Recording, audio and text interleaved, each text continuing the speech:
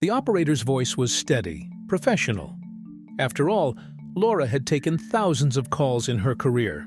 Some were minor, some harrowing, but nothing could prepare her for this one. On the other end of the line came a faint whisper, so soft it was barely audible. "Help me, please." Laura leaned forward instinctively. "Sweetheart, I can barely hear you.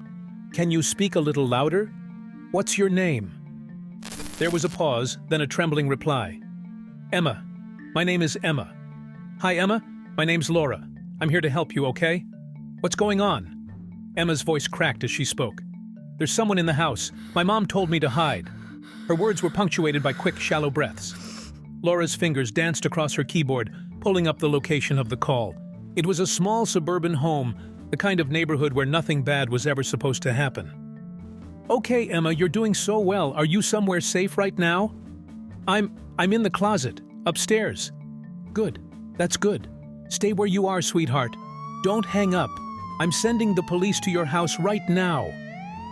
Laura's voice was calm, but her pulse was racing. Emma stifled a sob. "He's downstairs. I can hear him walking around." Laura's grip tightened on her headset. "Emma, stay as quiet as you can. Can you tell me what he looks like?" "I don't know," Emma whispered. "I didn't see him. I just heard him break the door. My mom told me to run and hide, and then she screamed." The line went silent except for Emma's soft breathing. Then came a faint, distant sound, a floorboard creaking. "He's coming upstairs," Emma breathed. Laura felt a cold chill run down her spine. She pressed a button to check on the dispatched officers.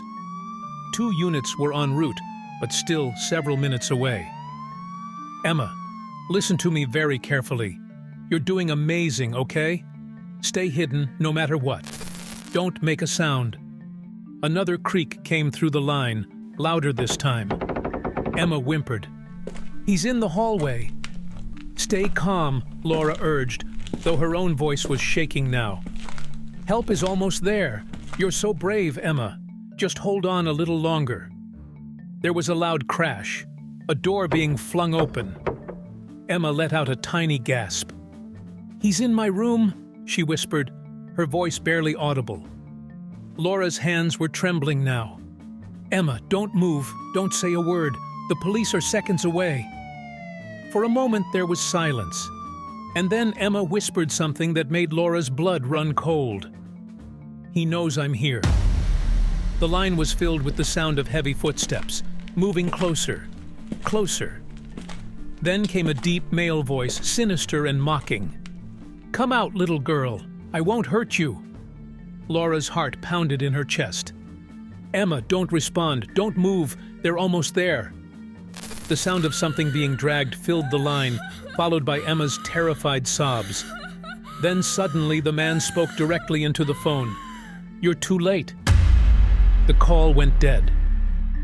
The police arrived moments later, but the scene they found was a nightmare. Emma's mother was downstairs, lifeless, the victim of a brutal attack. Upstairs, the closet door was wide open. Inside, they found Emma's small backpack and a stuffed bear, but the girl was gone. The officers searched the house, the neighborhood, the nearby woods, but there was no sign of Emma. She had vanished, as though swallowed by the darkness. The investigation that followed uncovered chilling details. The man had broken into the house at random, targeting it simply because the door was unlocked. He left behind no fingerprints, no DNA, nothing to identify him. Emma's case became a haunting mystery, one that would stay open for years. But for Laura, the tragedy didn't end there. She replayed that call in her mind over and over again, the sound of Emma's voice, the terror in her breaths, the moment the man's voice broke through. She stayed on the job, answering call after call. But every time the phone rang, a part of her hesitated, afraid of what might be on the other end, afraid of hearing another Emma. To this day, Emma's disappearance remains unsolved. Some say she's still out there, alive but forever scarred by that night, Others fear the worst, that she became another victim of a monster who was never caught. The most tragic part of that call wasn't just the horror. It was the helplessness. Laura, the officers, everyone involved. They did everything right, but it still wasn't enough. And that's the true nightmare, the knowledge that sometimes evil is faster than help.